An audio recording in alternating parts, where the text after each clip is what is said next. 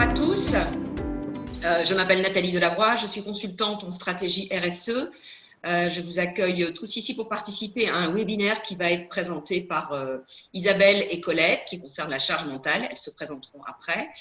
Je vais vous expliquer très rapidement qui je représente. Je représente une société qui s'appelle Oikos et qui développe actuellement une plateforme digitale d'accompagnement à la RSE en fournissant des contenus, en mettant en lien des gens qui ont des demandes, donc des entreprises, des collectivités et des partenaires experts. Voilà.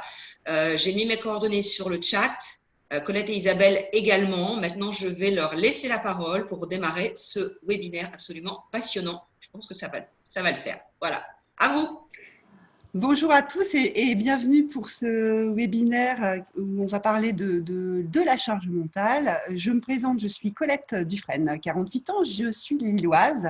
J'accompagne les entreprises dans la conduite du changement. À travers cet accompagnement, je propose également de la formation en management et en relations clients. Et enfin, je propose également aussi du coaching individuel et collectif. On dit de moi que je suis une coach confrontante, dynamique et créative. Je laisse la parole à Isabelle. Bonjour à tous, je suis ravie de pouvoir partager avec Colette ce webinaire avec vous aujourd'hui. Moi, j'accompagne les entreprises en fait sur le versant des ressources humaines et du coaching. On dit de moi que je suis un coach éclairant. Et mon leitmotiv, c'est l'authenticité et l'enthousiasme. La charge mentale, c'est quoi? Alors, c'est assez vague pour certains, pour d'autres, ça va parler. C'est la complexité à gérer plusieurs tâches en même temps dans différents domaines et environnements. C'est se laisser envahir par des pensées qui encombrent le cerveau. Alors moi, j'ai un point sur lequel je voudrais mettre un focus parce que quand on est en charge mentale, souvent, on n'est plus forcément dans le ici et le maintenant. Et on a notre cerveau qui peut partir un petit peu plus loin. Et pour vous l'expliciter, je vais vous donner un exemple. Ce matin, par exemple, j'étais en réunion. Donc, je suis dans le ici et le maintenant de ma réunion. Et pendant cette réunion, je n'étais pas toujours bien concentrée parce que j'étais en train de penser à la réunion que j'allais avoir avec mon manager l'après-midi sur mon entretien annuel. Je sais que c'est un moment important, ce qui fait que mon cerveau il est un peu parti. Donc, je suis toujours ici, mais c'est pas maintenant. Donc, je me disperse un peu. Et puis, pendant cette réunion, je me fais appeler par l'école de mon fils et qui me dit qu'il est malade. Donc, c'est maintenant, mais c'est pas ici. Donc, je suis de nouveau partie ailleurs. Et je me dis, ce soir, il va falloir que j'aille chez le médecin avec lui. Et puis, là, on n'est pas ici et pas maintenant. Et quand on met tout ça, en fait, mis bout à bout sur à la fois des espaces-temps qui sont différents et à la fois, du coup, des espaces géographiques qui sont différents, et tous ces éléments-là font que pour le cerveau, c'est compliqué de gérer. Et du coup, ça crée de la charge mentale. Mais tu vois, ça me fait penser à l'effet Zeigarnik. Appelé charge mentale, mais aussi l'effet Zeigarnik. L'effet Zeigarnik, c'est Bluma Zeigarnik, une psychologue russe dans les années 20, qui a en fait expérimenté avec des garçons de café le fait de se souvenir et de se souvenir plus des tâches inachevées que la tâche terminée. En fait, ce qui crée finalement une tension durable et qui ne permet plus au cerveau d'être efficace. Tu vois ce que je veux dire? Oui, puis en plus, c'est un peu vicieux en fait comme phénomène parce que finalement, le cerveau, il conserve finalement le mauvais et pas le bon.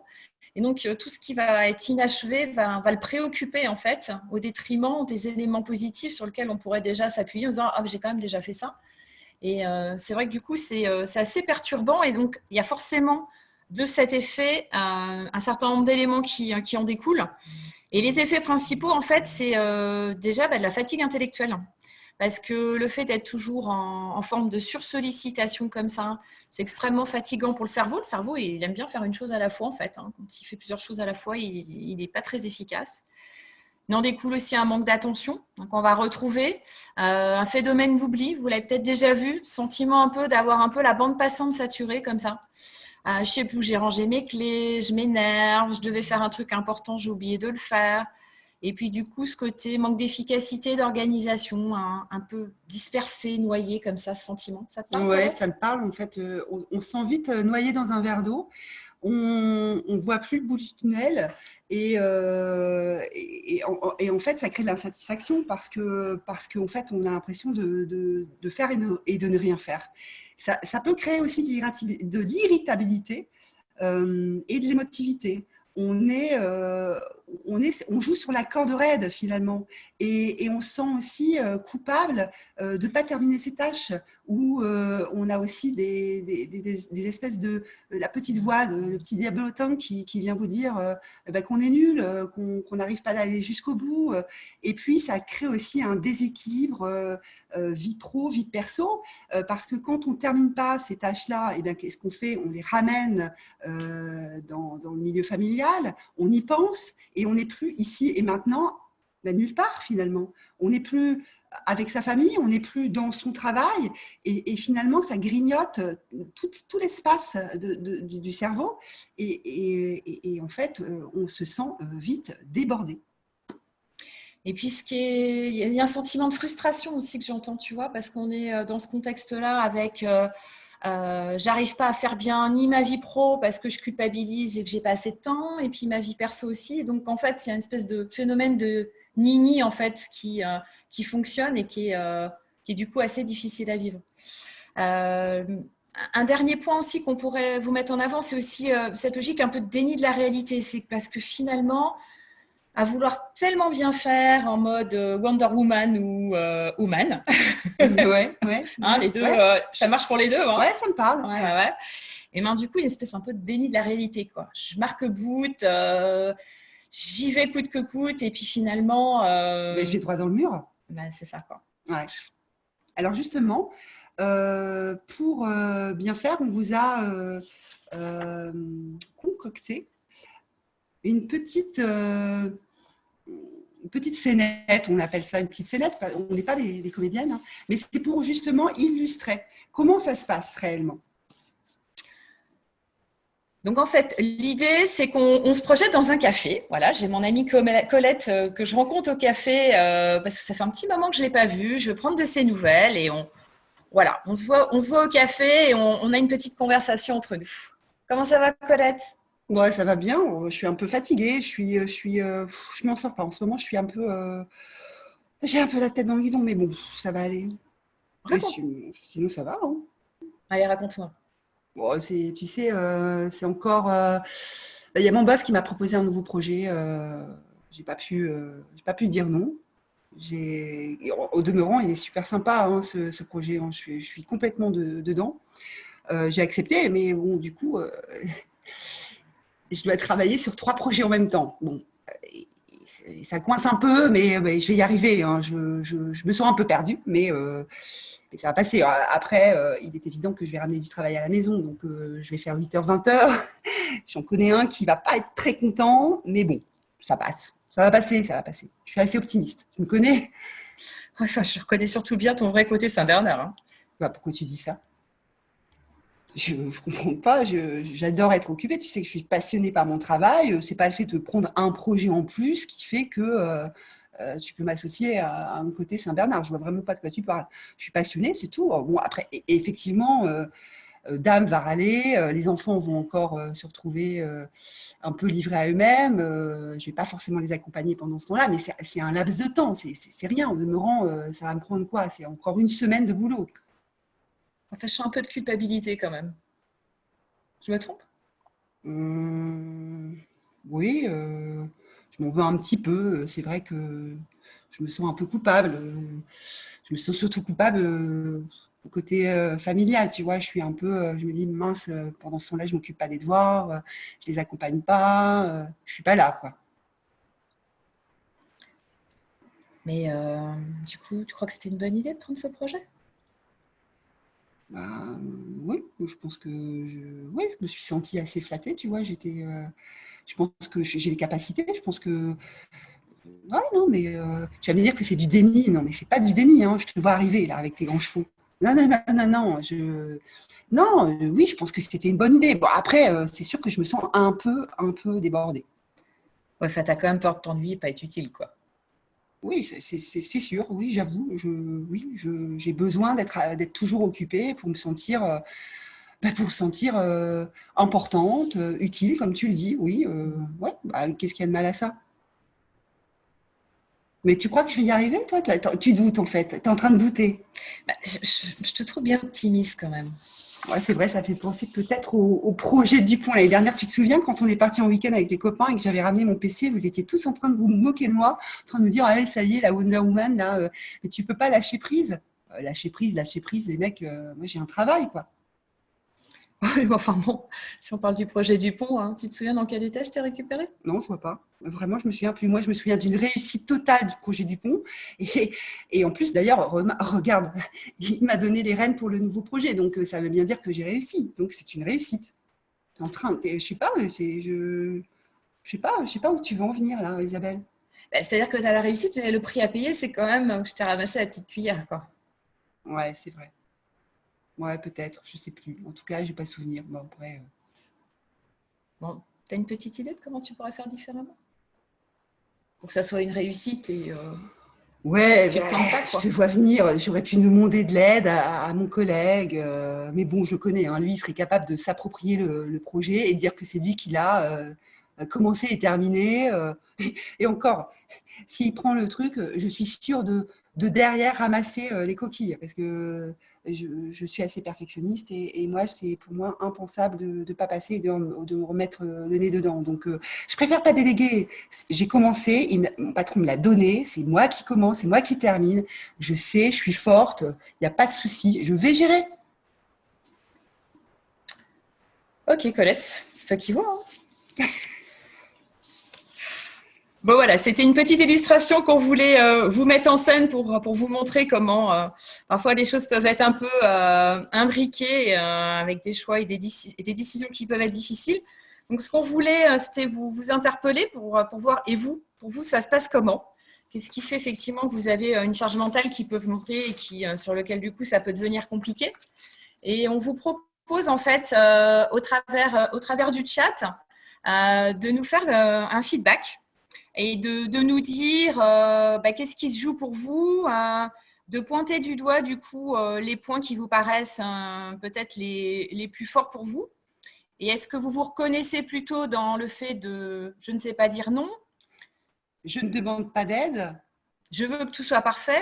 j'anticipe pas assez et je sous-estime les délais et je me disperse par sollicitation. Donc, on vous propose pendant les 3 prochaines minutes de nous mettre dans le flow du chat, du coup, ce qui fait sens pour vous, ce qui vous paraît être le plus probant, et puis on vous le débriefe après en fonction de vos retours. Oui, on partage après les retours pour qu'on puisse aborder les sujets que vous voulez aborder.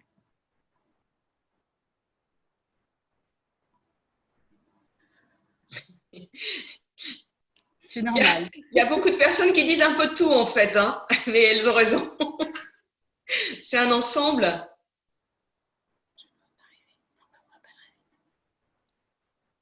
On a deux retours. Bonjour, on ne voit pas les personnes qui parlent. Alors, c'est normal, on a misé en fait plutôt sur la voix. Et comme on passe une présentation, donc on s'était dit qu'on n'allait pas allumer nos caméras. Je ne savais pas, est-ce que c'est gênant pour certains? Dites-le nous. Le webinaire est enregistré en fait, c'est pour ça qu'on programme l'absence de vidéo et l'absence de chat, mais libre à chacun de se connecter s'il le souhaite.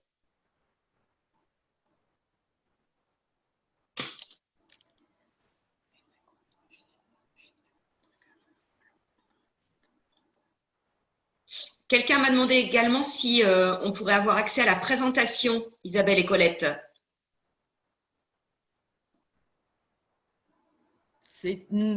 Non, c'était pas prévu en tant que tel. Non. C'était pas prévu.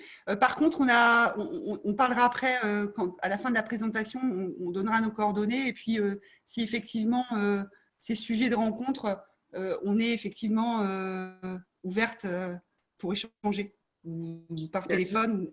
Nos coordonnées apparaissent déjà en début de chat pour les personnes qui seraient intéressées. D'accord, très bien. Alors, on n'a pas tous les retours. Je ne sais pas si vous avez tous répondu. Et comme vos micros sont fermés, alors oui, alors je me disperse beaucoup.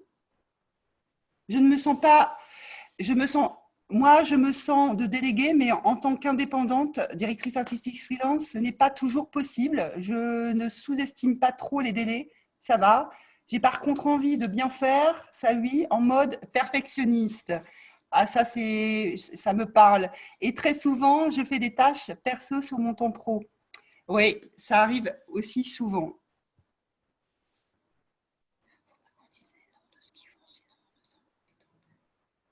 Vous voyez tous les chats, Isabelle et Colette? On est en train d'en prendre connaissance. Oui. Il y en a beaucoup, hein. Il y a beaucoup de retours. Il y a beaucoup de retours. Merci à vous de jouer le jeu. C'est important. Parfait, parfait. Alors, par contre, on a du mal à les lire en même temps. Est-ce que tu veux que je les reprenne? Parce que moi, je les ai tous. Alors, je veux bien, Nathalie, que tu reprennes la main là-dessus si ça ne te dérange pas. Je reprends la main. Alors, c'est exactement ça, répond la première personne. Un peu tout pour moi. Un peu tout en fait. Je veux que tout soit parfait. Tout parfait. Je veux que tout soit parfait. Il y a beaucoup de perfectionnistes. Hein. Ouais. Dispersion. Difficulté à déléguer par rapport à la perfection.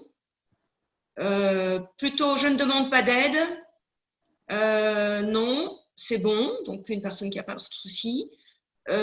Sursollicitation, sous-estime des délais, tous les points, sauf que je ne suis capable de lâcher sur la perfection je ne suis pas capable de lâcher sur la perfection à cause de la fatigue. Perfectionnisme, délai, une autre personne. Ne pas savoir dire non et ne demande pas d'aide à la fois pour une autre. Oui. Moi, je me sens de déléguée, mais en tant qu'indépendante, ça vous l'aviez eu, ce n'est pas toujours possible. Oui. Je ne sous-estime pas trop les délais. Envie de bien faire, en mode perfectionniste. Donc, encore une personne perfectionniste. Trop souvent, je fais des tâches perso sur mon temps pro.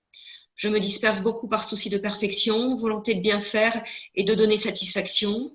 La question de l'aide est complexe. Une autre personne, impression de ne pas faire mon travail si je refuse un projet supplémentaire, en sachant qu'il faut anticiper, je n'arrive pas à bien m'organiser, trop de choses à faire en même temps.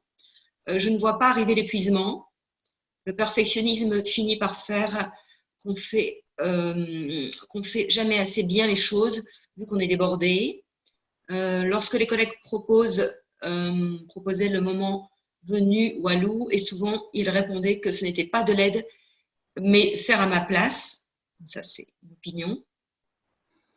Une personne qui nous dit merci. Frustration fois 1000.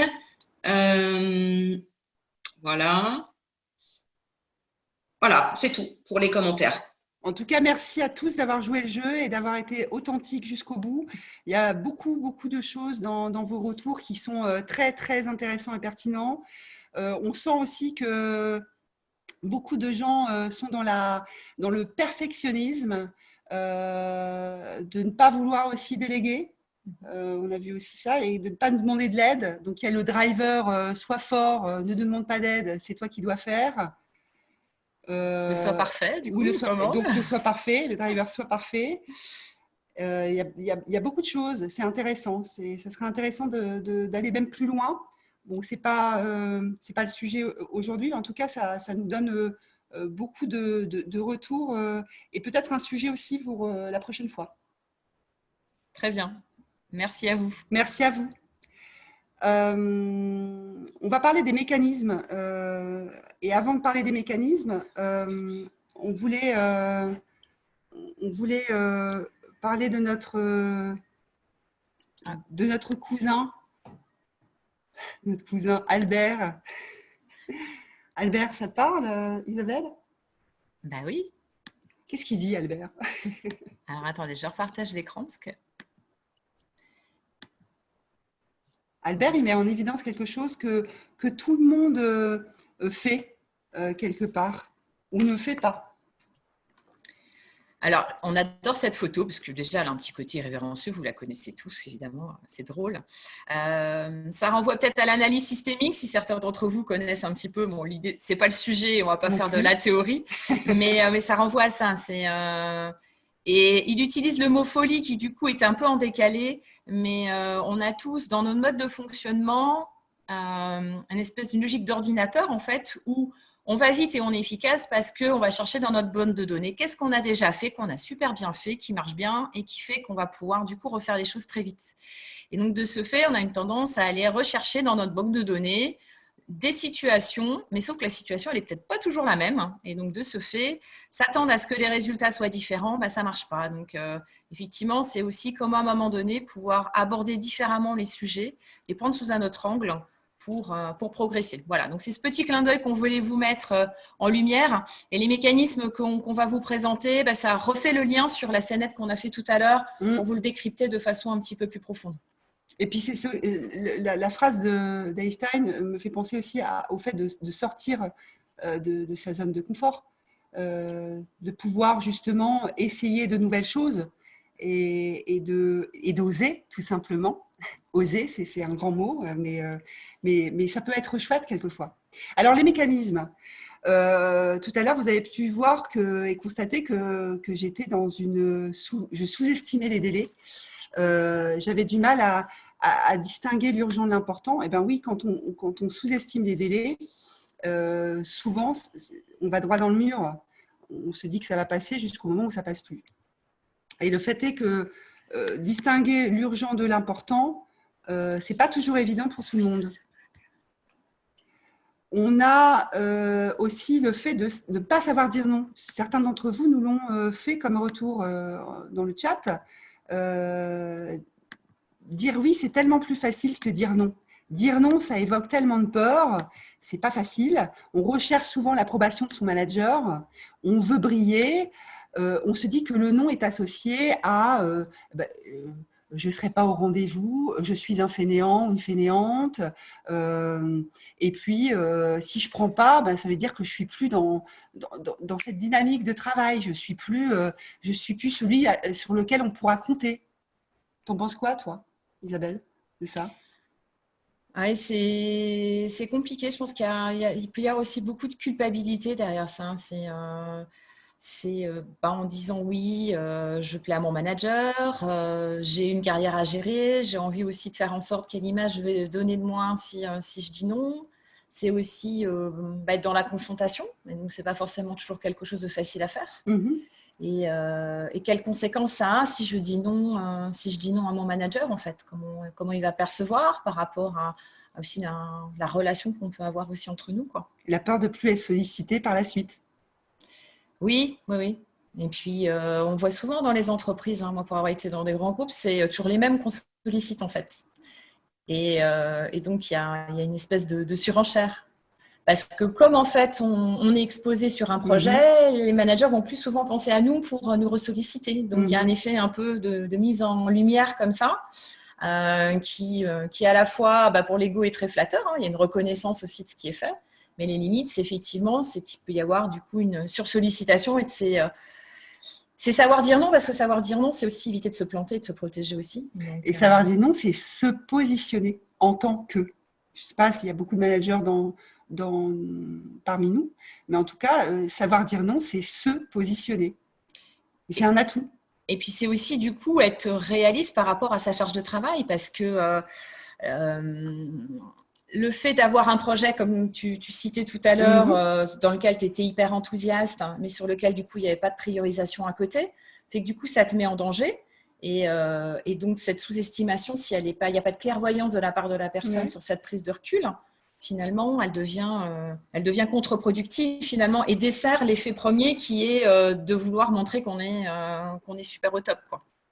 Le fait de ne pas vouloir demander d'aide aussi, ça peut être perçu comme de la faiblesse. Ça peut être peur d'être redevable, peur de ne pas, peur d'avoir un refus, d'avoir un non aussi, et puis par fierté de déranger. Souvent, demander de l'aide, c'est perçu comme de la faiblesse ou comme presque un échec. C'est-à-dire, si je demande de l'aide, ça veut dire que je ne suis pas à la hauteur. Mais non, c'est une grande force de pouvoir en fait utiliser le collectif, les collaborateurs. On n'est pas, on a des limites et de reconnaître ces limites, c'est aussi important. Et de savoir en fait solliciter les autres dans ce travail d'équipe, c'est une force. C'est une force. Et c'est en demandant qu'on apprend. Et je trouve que souvent, les gens ne le perçoivent pas forcément comme ça. Après, je ne dis pas que c'est facile. Tu vois, Isabelle, c'est pas forcément facile. Mais je pense qu'on a tout à y gagner. Et puis, un autre levier en fait, qui vient en corrélation, c'est aussi le fait d'être perfectionniste.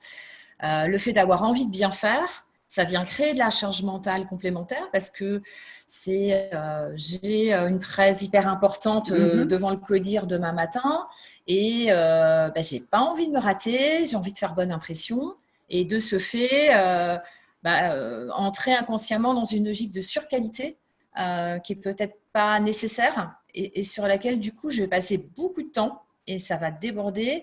Je vais peut-être finir ma presse à 2h du mat, ce qui fait qu'à 9h, je ne vais pas du tout être fraîche pour présenter. Et finalement, la petite qualité que je vais avoir fait les 2 heures que je vais avoir passé en plus, elles vont être contre-productives le lendemain matin. Et donc, c'est ce juste équilibre qui n'est pas évident. Et puis, dans le perfectionnisme, c'est si je délègue, je ne suis pas sûre que ce soit bien fait. Et donc, il peut y avoir la tentation dans l'urgence et notamment dans la charge mentale. Souvent, la délégation, elle diminue. On le voit souvent dans les risques psychosociaux. C'est que la personne, du coup, se renferme sur elle-même. Et je fais moi-même parce que je sais que je vais aller plus vite en faisant toute seule.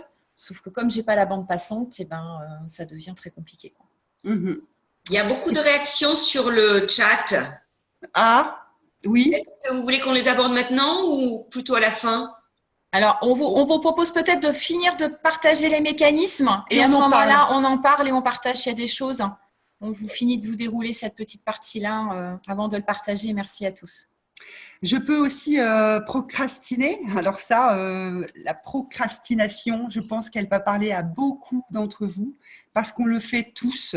Alors, le fait de procrastiner, c'est de remettre au lendemain. C'est de se dire pas maintenant.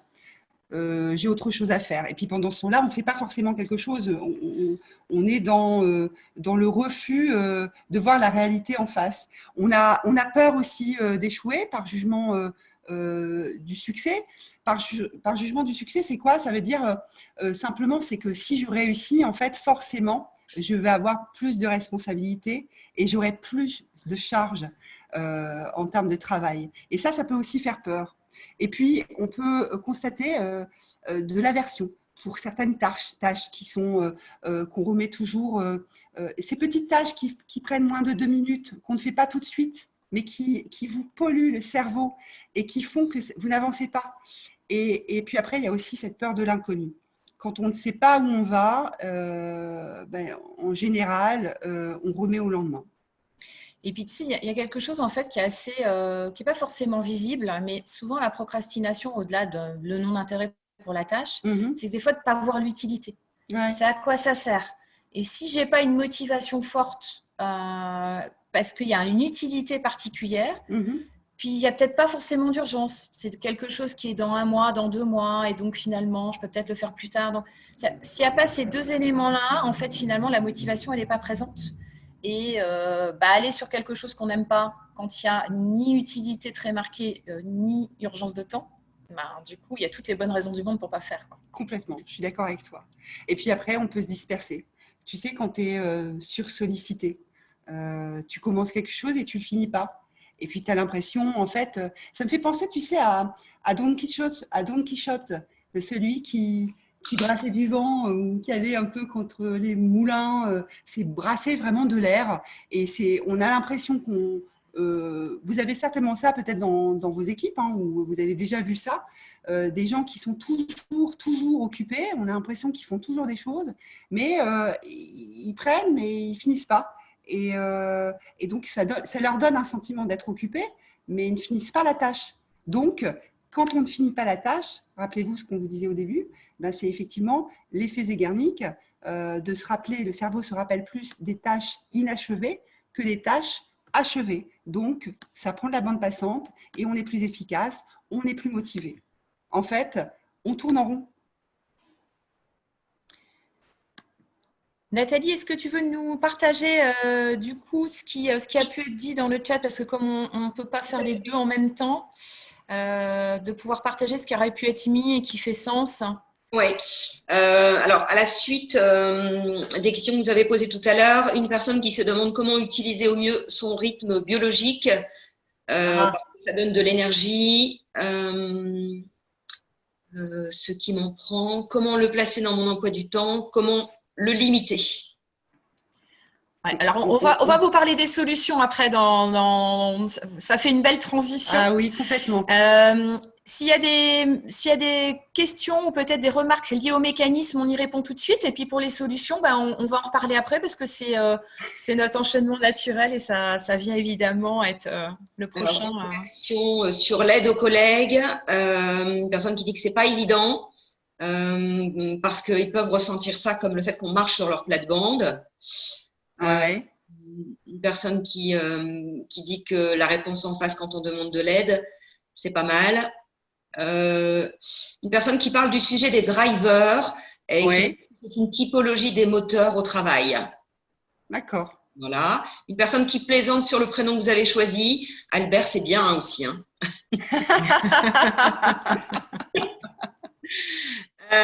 Alors, urgent, la notion de urgent, important, une personne qui fait appel à la matrice d'Eisenhower. Oui. Une personne qui dit qu'elle a vraiment du mal à distinguer l'urgent, l'important et à jeter le reste. Voilà. Le rôle du manager est également important, du coup, il devrait veiller à l'équilibre, une remarque. Étant en contact direct avec les clients et depuis 12 ans d'entrepreneuriat, j'ai appris à dire non, puis mieux, le oui, avec derrière une solution adaptée et adéquate pour tout le monde.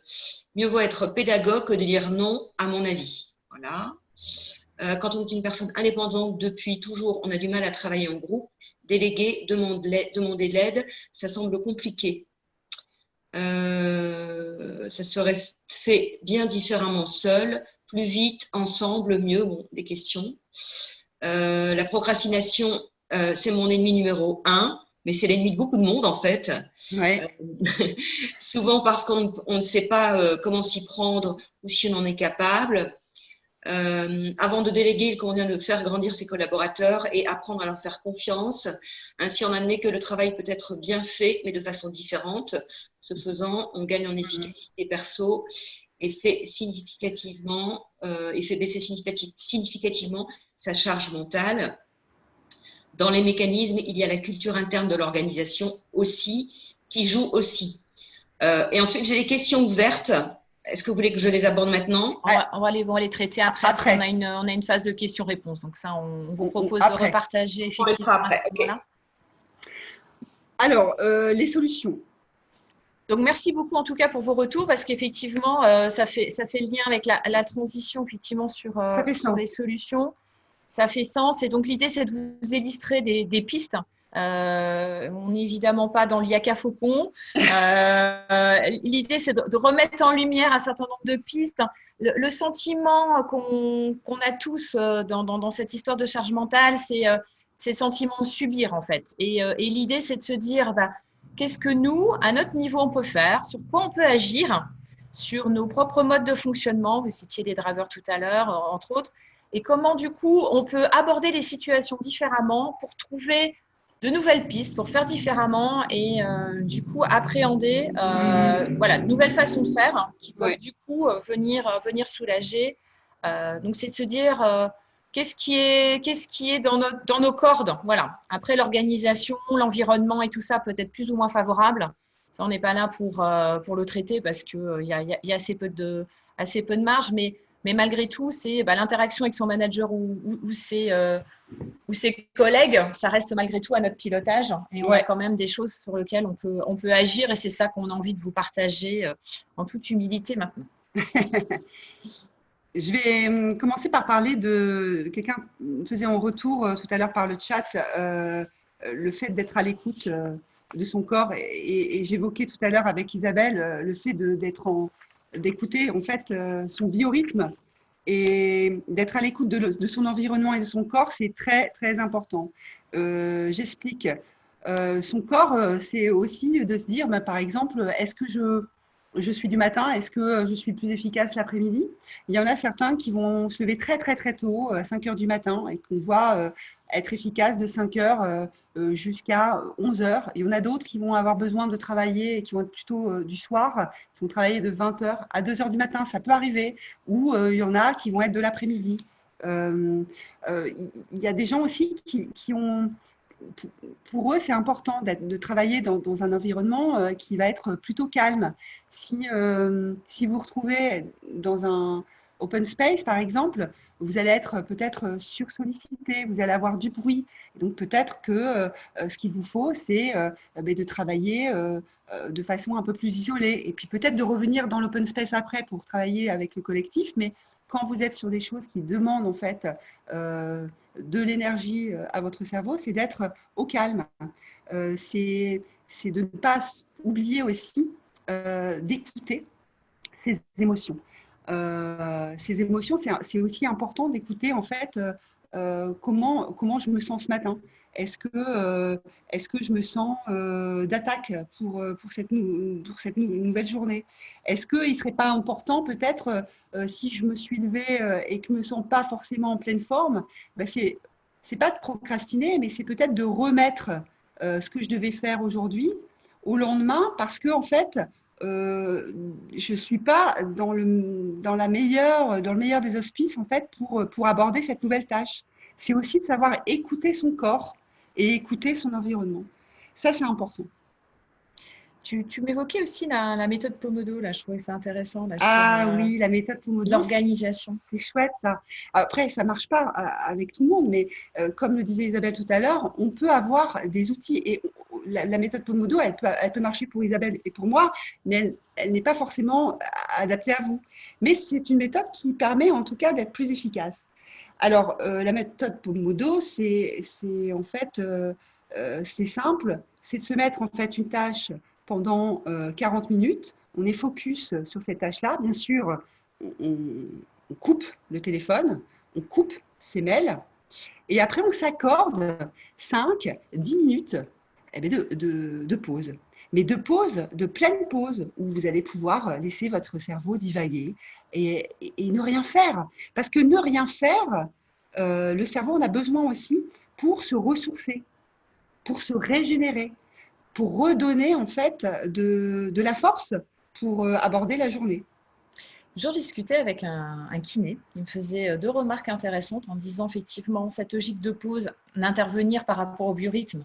1 heure, c'est pas mal en fait, de pouvoir se lever, de prendre 5 minutes pour rebouger, de pouvoir changer parce qu'il y a de la fatigue aussi visuelle, son regard, de pouvoir avoir un regard qui porte loin, dehors éventuellement si c'est possible, et d'avoir du coup ce changement de temps, d'espace qui permet de se redescripter pour éviter d'avoir des problèmes de dos, d'avoir ce temps, ces petites minutes qui du coup régénèrent de l'énergie, repermettent de se relâcher et pour mieux repartir, parce qu'effectivement la tendance quand on a beaucoup de travail, c'est faut que j'aille coûte que coûte et puis j'écoute pas forcément mon corps qui commence à me dire tiens, j'ai des tensions dans la nuque, tiens, je dors pas bien la nuit, et de retrouver ce temps de respiration parce que finalement ce temps de respiration il va permettre d'être plus efficace.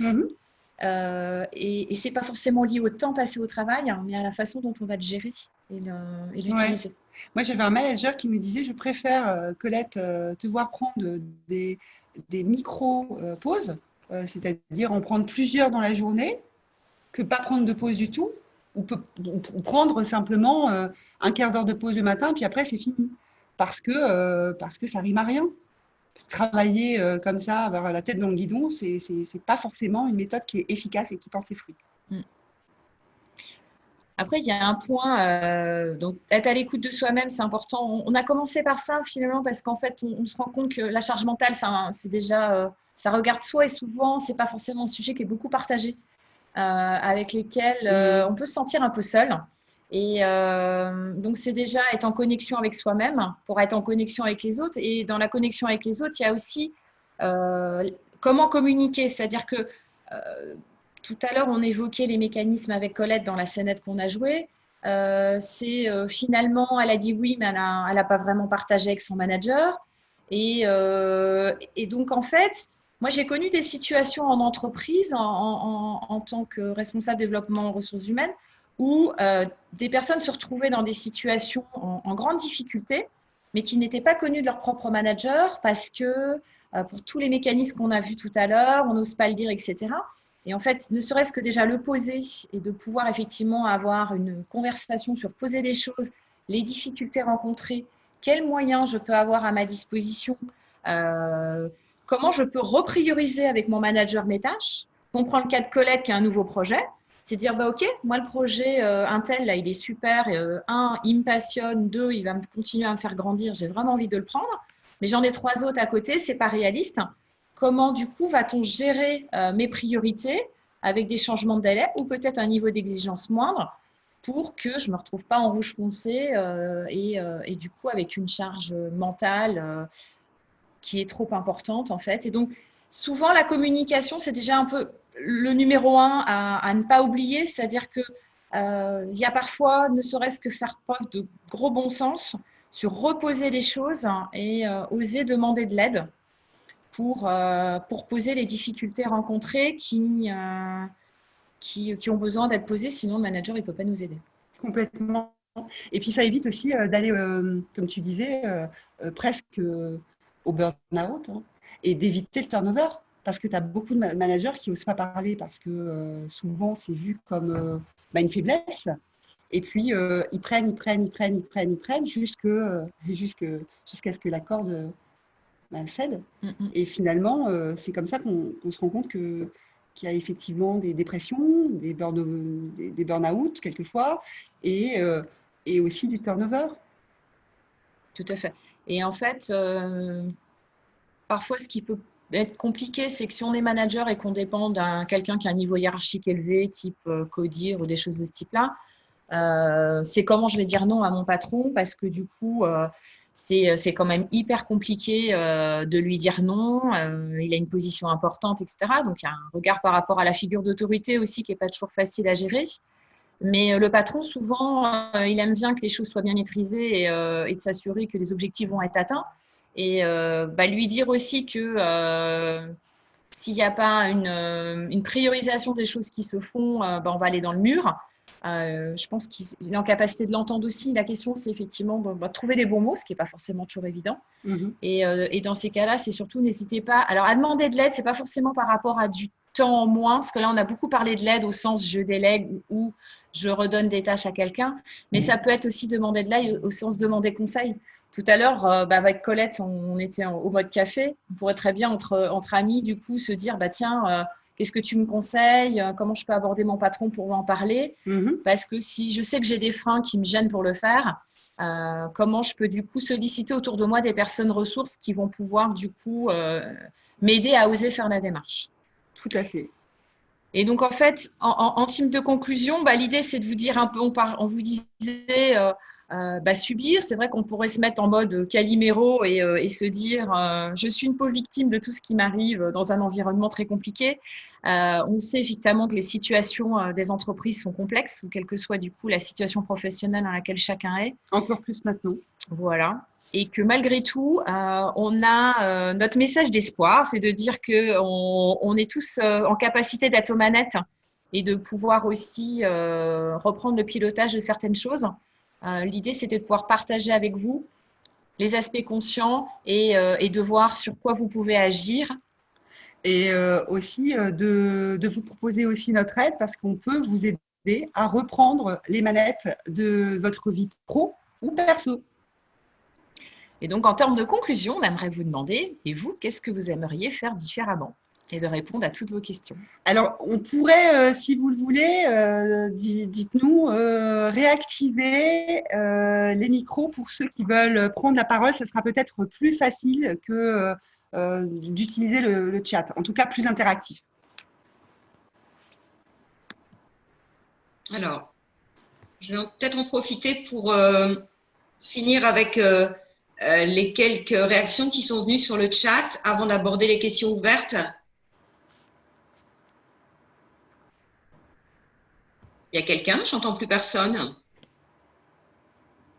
Oui, on est là. D'accord.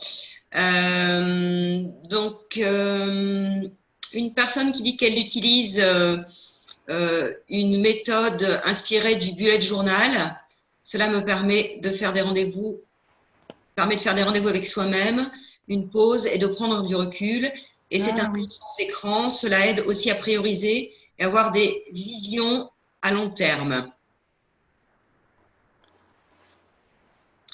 Il y a une personne qui précisait que plusieurs personnes, la méthode Pomodoro vient de tomate en italien. Oui. Voilà, pour le fun. Il y a une personne qui a parlé également de la théorie de Fradin qu'elle estime intéressante pour les leviers de motivation, tête, émotion, corps. Une personne qui suggérait de choisir son moment, quitte à replanifier pour être efficace, en lien avec le sujet de la procrastination qu'on a abordé tout à l'heure. Et je peux aborder maintenant les questions ouvertes. Je ne sais pas si vous les voyez, Colette et Isabelle.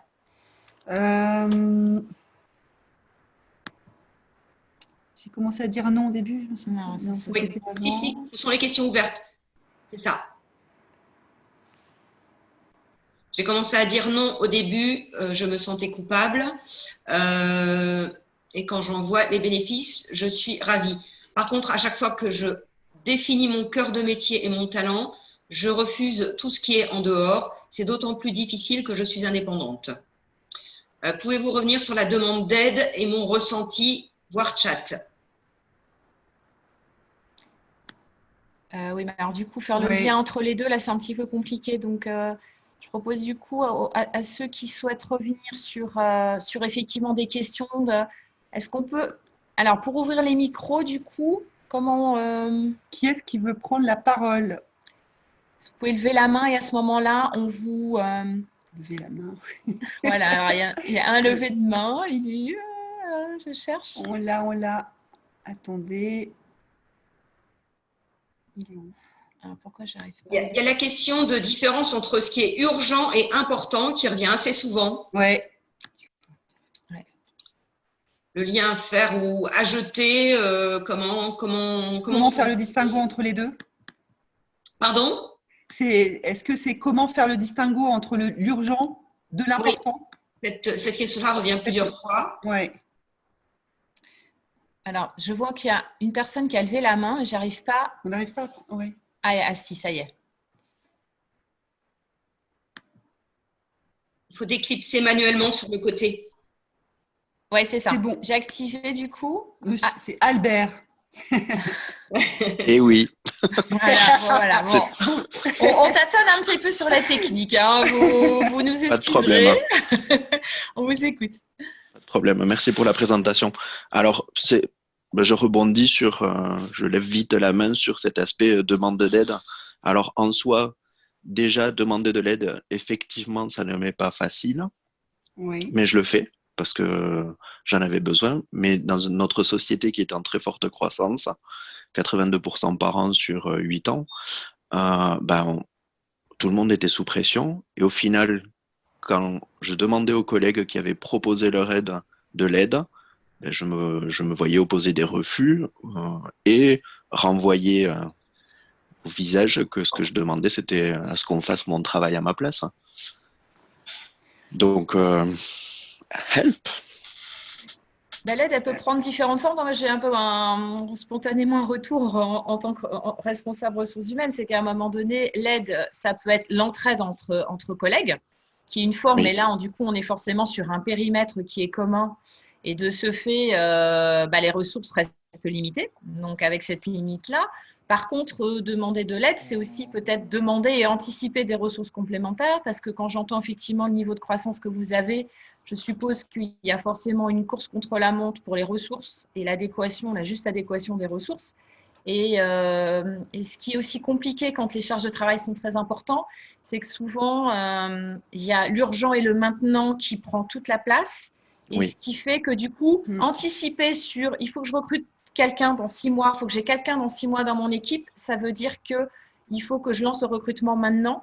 Parce que le temps de chercher et le temps de voir des candidats et le temps du coup d'un préavis, c'est ce temps-là qui est nécessaire. Et c'est souvent cette anticipation et ce temps de respiration qui permet du coup de lever le nez du guidon et de se dire mais qu'est-ce qu'il faut que j'anticipe pour que demain ne soit pas aussi chargé qu'aujourd'hui. Et c'est ce juste équilibre qui est souvent très compliqué à trouver. Donc, l'entraide, si on tape toujours sur les mêmes, c'est un peu le principe Shadok. À un moment donné, tout le monde s'épuise, donc il y a tout à fait la limite. Et c'est comment, du coup, pouvoir faire reconnaître aussi des besoins autres qui permettent de donner de temps de respiration pour éviter que tout le monde se retrouve dans un phénomène d'épuisement aussi, quoi. Merci. Et donc, ça relève de la gestion de l'entreprise. Et si on est dans une entreprise qui ne tient pas compte de ces sonnettes d'alarme, il faut peut-être penser à la quitter. Oui, alors oui. La question, c'est est-ce que ça a été remonté aussi? Parce que moi, j'ai connu des cas aussi où il y a des personnes qui, du coup, ne remontaient pas à leur manager les difficultés, où on a découvert des cas très complexes a posteriori. Donc, il y a… Vous avez communiqué auprès de votre, je sais pas, votre DRH peut-être? Alors, auprès de la DRH, non. Ou alors, c'était déjà dans un moment où moi, je m'étais retrouvé en surmenage et la réaction, c'était de me mettre plus sous pression, probablement pour me pousser vers la sortie. Donc, avec mon manager en entretien, oui. Après, c'est de la difficulté aussi de faire passer des messages. Le fait que j'ai dit que j'avais failli être arrêté pour surmenage en juin a été traduit par il est un peu fatigué. Et j'ai pété en décembre. Voilà, donc oui, il y avait des remontées auprès de ma manager. Le directeur, si j'ai vu les écrits qui sont passés, mais ça n'a pas suffi. Ouais. On évoquait le déni tout à l'heure, c'est-à-dire que parfois, effectivement, dans ces situations qui se banalisent malheureusement, la reconnaissance de la juste difficulté n'est pas toujours pris en compte. Donc, effectivement, ce n'est pas un sujet simple. C'est un sujet. Et puis après, l'autre sujet qu'on peut aussi aborder, vous me faites penser à ça, c'est de remettre en fait l'humain au centre des priorités, parce que sans l'humain, une société ne peut pas fonctionner. Et ça, c'est un souci qu'on peut rencontrer dans beaucoup d'entreprises aujourd'hui. On ne voit plus les salariés comme des hommes, des humains. On les voit aussi surtout comme une finalité d'atteinte aux objectifs et donc des numéros. Et on ne tient plus compte des émotions de chacun. Et ça, c'est navrant. C'est navrant. Et on arrive à des cas comme vous évoquez justement. Et il y a beaucoup d'entreprises financièrement performantes qui ont l'air d'ignorer ça, parce que ça continue. C'est fou. Ouais. Merci. Merci en tout cas pour le partage et votre authenticité, ça nous touche. Merci. Et nous n'avons plus que quelques petites minutes. Donc, comme le sujet de l'urgent et de l'important est arrivé plusieurs fois, est-ce que vous pourriez en dire quelque chose? Bon, on va peut-être essayer l'urgent de l'important. Qu'est-ce qui est urgent pour toi, Isabelle? Ce qui est urgent, ça va être parfois des petites choses parce que j'ai besoin d'organiser ma réunion et il faut que je clique sur un bouton. J'ai des petites choses comme ça. Non, j'ai pas forcément d'exemple. En fait, l'urgent, c'est ce qui doit être rendu dans un délai très court. L'important, ça peut être l'importance qu'on met derrière un projet, l'importance d'un projet. En fait, l'urgence n'est pas forcément important. L'urgence, on est sur l'espace-temps. Exact. L'important, on est du coup sur l'incidence que ça va avoir dans le cadre du business. Et donc, en fait, parfois, les personnes vont traiter de façon prioritaire des petites tâches qui peuvent libérer de la bande passante, mais qui nécessairement, ça peut être des petites choses. Et donc, ce n'est pas forcément le gros sujet qui va faire qu'on va se sentir plus allégé. Et donc, dans ce contexte-là, c'est comment l'arbitrer, effectivement, pour que ça fonctionne. Ouais, mais l'urgent est important. Et l'urgent est important de traiter l'urgent. Alors, on va dire, elle est schizophrène. Mais justement, pour moi, il est important de traiter les choses urgentes qui, je vous parlais tout à l'heure, des choses, des tâches de moins de 2 minutes pour désencombrer, en fait, cette bande passante, pour pouvoir se concentrer sur l'important. Voilà, je ne sais pas si j'ai répondu. Voilà. Alors, j'ai une autre question, je vais vite parce que ça va bientôt s'arrêter. Comment faire pour changer l'opinion d'un manager quelque peu misogyne? Comment formuler le besoin et la demande? Alors moi, d'un point de vue ressources humaines, je conseille sur des sujets quand on a des problèmes à convaincre, c'est d'aller, qu'est-ce qui va faire sens pour l'autre? Parce que qu'est-ce que mon manager a gagné à ce que je sois bien, qu'il soit empathique ou pas empathique. Donc, on peut espérer qu'on fasse attention d'une façon générale en tant que manager à ses collaborateurs. Si ce n'est pas le cas et que c'est quelqu'un qui est assez égoïste et égocentré, qu'est-ce qu'il a à perdre à ce que j'aille pas bien et que je ne finisse pas mes dossiers? Et donc, généralement, ça va quand même nuire à son bonus, ça va nuire à ce nombre d'éléments. Qu'est-ce que vous avez comme levier de motivation pour aller convaincre votre manager d'être dans une logique gagnant-gagnant? Ouais. Alors, je continue. Est-ce que le principe de Peter ne joue pas un rôle aussi, selon vous, en termes de limite aux compétences managériales? Moi, ça c'est de la gestion des ressources humaines. Donc, si effectivement, après, il y a des personnes qui ne sont pas au bon endroit, c'est de la GRH, c'est plus de la charge mentale. Mais c'est bien de le reconnaître et c'est bien aussi de pouvoir repositionner des personnes s'il le faut et de se rendre compte qu'effectivement, il y a peut-être eu une erreur de casting. Je pense que c'est salutaire pour tout le monde. Alors, une autre personne si vous avez à conseiller d'autres outils du même style qu'Eisenhower. Oui, enfin des outils, on a pas mal. Après, on n'était pas dans une optique de vous partager. Cette présentation, elle était vraiment de façon globale et de pouvoir aller pointer des grandes lignes. L'idée, c'était pas de rentrer après dans une logique d'outils d'une façon générale. Non, on ne voulait pas rentrer dans le détail. Après, effectivement, si vous voulez des outils, on peut vous en parler, mais peut-être, vous avez nos contacts. N'hésitez pas à nous solliciter par la boîte mail ou le téléphone. On sera un plaisir de pouvoir échanger avec vous sur les outils qui sont mis à disposition. Ok. Une dernière remarque, une personne qui parle de la méthode GTD pour prioriser et beaucoup de remerciements pour vous. Mais merci à vous. Alors, avant du coup de conclure, j'aimerais du coup juste dire un petit mot. C'est déjà vous remercier. Et est-ce que vous êtes d'accord pour qu'on puisse vous envoyer un petit questionnaire pour avoir vos feedbacks, de savoir ce qui vous a plu, si ça vous a été utile, qu'est-ce que vous verriez peut-être à améliorer, voilà, pour qu'on puisse avoir votre retour. Et qu'est-ce que vous aimeriez voir aborder en fait lors d'un prochain webinaire? Ça peut être aussi intéressant comme sujet. Et moi, je tenais personnellement à remercier Nathalie pour sa confiance. Merci à toi, Nathalie, de nous avoir accordé ta confiance. Merci à la Cité de la RSE, sans qui on n'aurait pas été là. C'est toujours un plaisir de rencontrer et recevoir des partenaires de qualité. Voilà. Bon, en tout cas, on a espéré que ça vous a plu. Et puis, nous, on a pris beaucoup de plaisir à faire ce webinaire toutes les deux. Voilà, oui, j'espère que ça s'est vu. Et que ça s'est senti. Enfin, senti, parce que vu, non.